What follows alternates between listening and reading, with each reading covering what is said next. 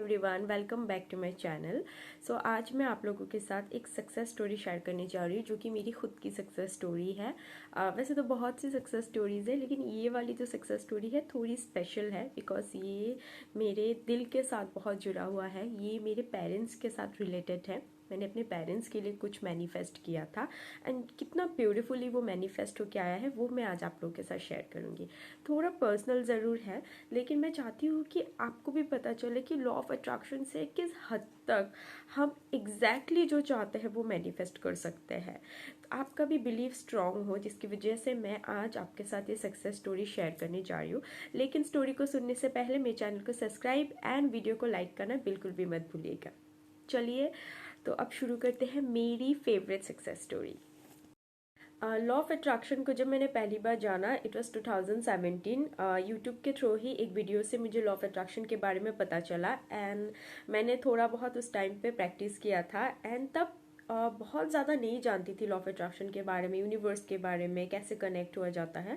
तो चीज़ें मैनिफेस्ट होती थी लेकिन टाइम लगता था, 4-5 मंथ्स लग जाता था। मैं भूल भी चुकी होती थी कभी कभी कि मैंने इसके लिए लॉ ऑफ अट्रैक्शन का कोई टेक्निक किया था।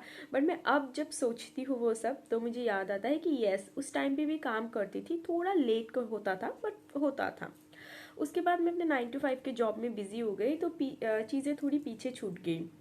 उसके बाद 2020 में मैंने ऑकल्ट फील्ड में इस स्पिरिचुअल जर्नी में फिर से अपना जो कदम रखा, फिर से मेरी जर्नी शुरू हुई एंड तब मैंने लॉ ऑफ अट्रैक्शन के ऊपर फिर से रिसर्च करना शुरू किया, कैसे कनेक्ट होते हैं, कैसे यूनिवर्स के साथ हम बात कर सकते हैं, वो सारी चीज़ें फिर मैं धीरे धीरे सीखना शुरू किया। और ये जो स्टोरी है ये है 2021 की बात। एक बच्चे के लिए, बच्ची तो मैं नहीं हूँ बट पेरेंट्स के लिए तो मैं बच्ची हूँ ना। तो क्या होता है कि घर पे जब पेरेंट्स के बीच में कुछ इश्यूज हो या उन वो अपसेट हो तो ऑटोमेटिक उसका पूरा असर घर पे, बाकी मेंबर्स पे, स्पेशली बच्चों पे पड़ता है, राइट। कुछ पर्सनल चीज़ों की वजह से मेरे पेरेंट्स का जो रिलेशन है वो हैम्पर हो रहा था। वो दोनों एक दूसरे से, उनके बीच में जो अंडरस्टैंडिंग थी वो कहीं गायब सी हो गई थी, वो स्पार्क, वो लव कहीं गायब हो गया था। आई नो प्यार अंदर था, केयर भी अंदर था, लेकिन अंडरस्टैंडिंग नहीं थी। हर छोटी छोटी बात पे बहुत झगड़ा होता था। तो उस टाइम पे भी मैं 9 to 5 का जॉब करती थी, तो सुबह उठ के ऐसे माहौल से ऑफिस जाती थी, फिर ऑफिस से वापस आके सेम माहौल मुझे मिलता था, तो मुझे बिल्कुल अच्छा नहीं लगता था। तो मैं सिंगल चाइल्ड हूँ, कोई भाई बहन भी नहीं है जिसके साथ मैं ये सब शेयर कर सकूँ, या जब मैं अपसेट रहूँ, ये सब चीज़ें हो तो किसी कोई साथ रहे मेरा, कोई मेरे साथ हैंडल करे। तो ऐसा कोई नहीं था, मुझे अकेले सब कुछ हैंडल करना पड़ता था उस टाइम पे। तो मैं बहुत अपसेट रहती थी, उनसे भी ज़्यादा परेशान मैं रहती थी। वो परेशान तो रहते थे, साथ में मैं और ज़्यादा परेशान रहती थी। मेरा दिमाग एक टाइम पे काम करना बंद कर दिया था। तब मुझे समझ में नहीं आ रहा था कि मैं क्या करूँ इन सारी चीज़ों को ठीक करने के लिए। एंड देन मेरे माइंड में आया कि क्यों ना लॉ ऑफ अट्रैक्शन किया जाए, क्यों ना कोई टेक्निक उनके लिए यूज़ किया जाए। मुझे पता तो था कि लॉ ऑफ अट्रैक्शन काम करता है, 100% काम करता है, लेकिन अब तक मैंने सिर्फ, उस टाइम तक मैंने सिर्फ अपने लिए किया था, मैंने किसी और के लिए कुछ भी नहीं किया था। वो पहली बार था जब मैंने अपने पेरेंट्स के लिए लॉ ऑफ अट्रैक्शन को अप्लाई किया था एंड वो मैजिकली काम किया था, ट्रस्ट मी, मैजिकली। मैंने उस टाइम पे 5-5-5 टेक्निक एंड विजुअलाइजेशन टेक्निक को कंबाइन करके किया। 5-5 टेक्निक कुछ ऐसा होता है कि जो भी आपका विश है, आपको उस विश से रिलेटेड कोई एक लाइन की एफॉर्मेशन बनानी होती है, ठीक है। जो भी आपका विश है उसको एक लाइन में उतारना होता है, सिर्फ एक लाइन में। एंड देन उस एक लाइन को आपको 55 टाइम्स लिखना होता है 5 दिन तक।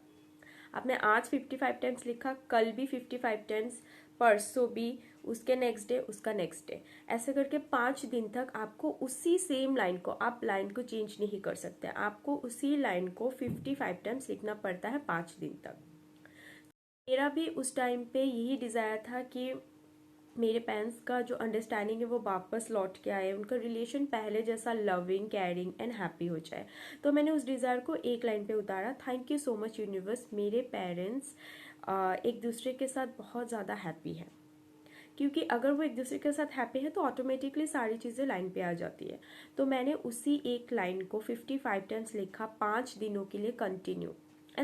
एंड साथ में मैं विजुलाइज करती थी दैट मेरे पेरेंट्स बहुत खुशी से एक दूसरे के साथ बात कर रहे हैं, मैं भी उनके साथ बैठी हूँ, हम लोग बहुत खुश हैं, एकदम हैप्पी फैमिली। एंड मैं देखती हूँ कि मेरे जो पापा है, मेरे पापा मेरी मम्मी के लिए एक गिफ्ट लेके आते हैं।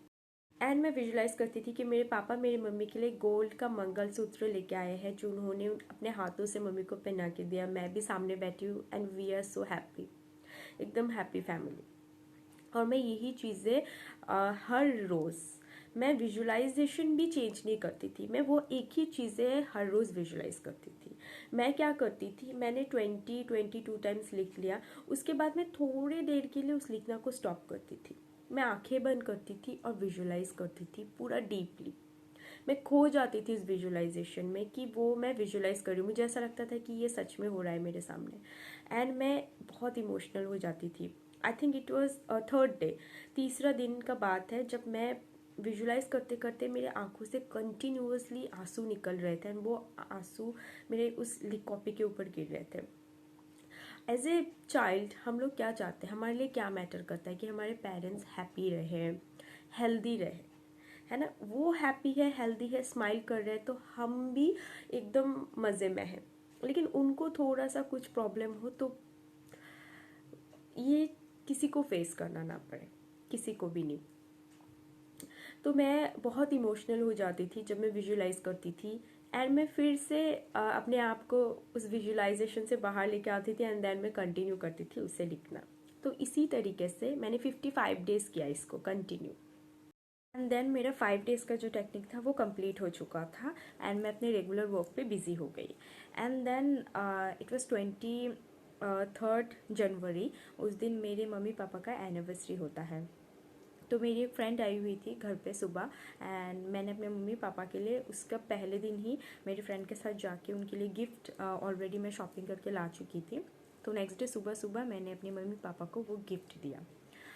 दे आर वेरी हैप्पी, हम लोग भी बहुत खुश थे। एंड देन मैंने और मेरी फ्रेंड ने बोला कि आज हम लोग कुछ स्पेशल बनाएंगे, हम लोग बिरयानी बनाएंगे। तो पापा को मैंने बोला कि आप मार्केट जाके बिरयानी का सामान लेके आओ।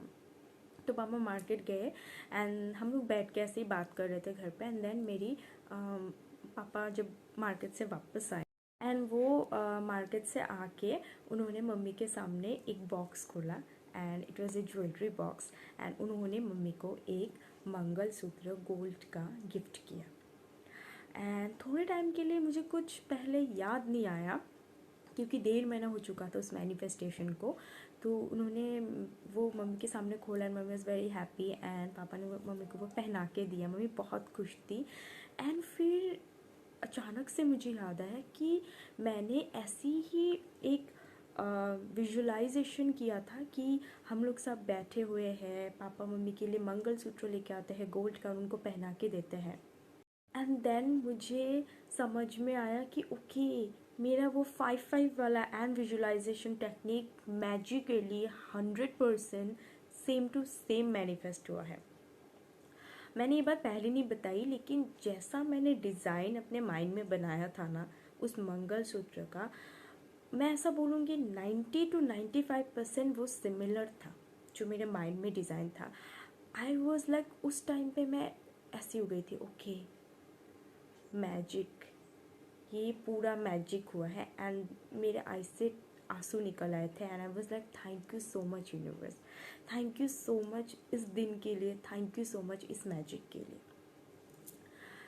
आई वाज मतलब इसके पहले भी मैंने बहुत चीज़ें मैनिफेस्ट की थी, लेकिन ऐसा होता था कि थोड़ा ऐसा ऊपर नीचे हो जाता था, लेकिन ये exactly ditto 100% same to same तरीके से मैनिफेस्ट हो गया है।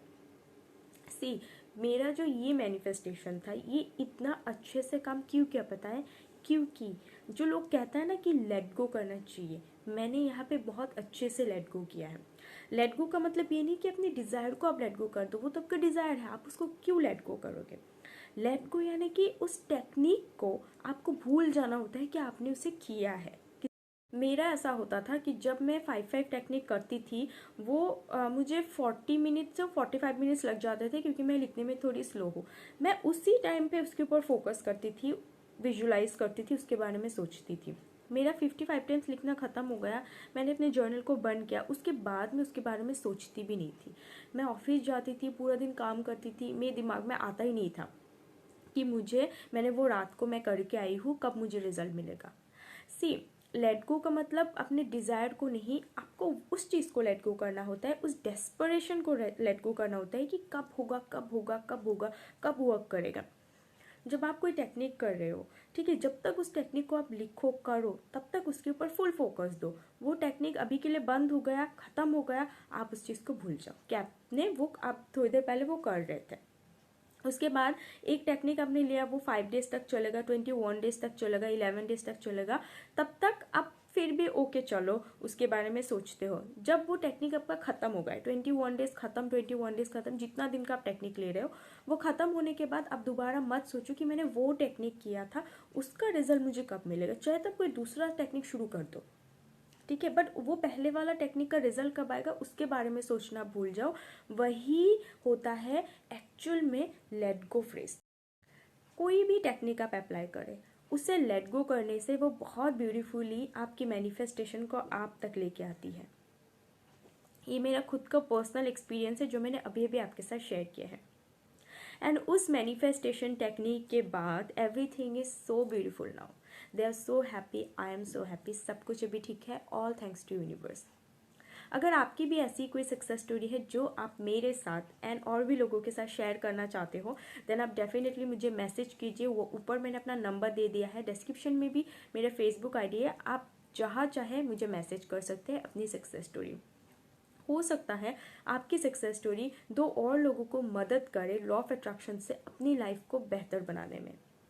तो चलिए आज के लिए सिर्फ और सिर्फ इतना ही। अगर आपको वीडियो पसंद आती है तो जाने से पहले सब्सक्राइब बटन पे एंड लाइक बटन पे क्लिक करना बिल्कुल भी मत भूलिएगा। मिलते हैं अपनी नेक्स्ट वीडियो पे। Thank you so much.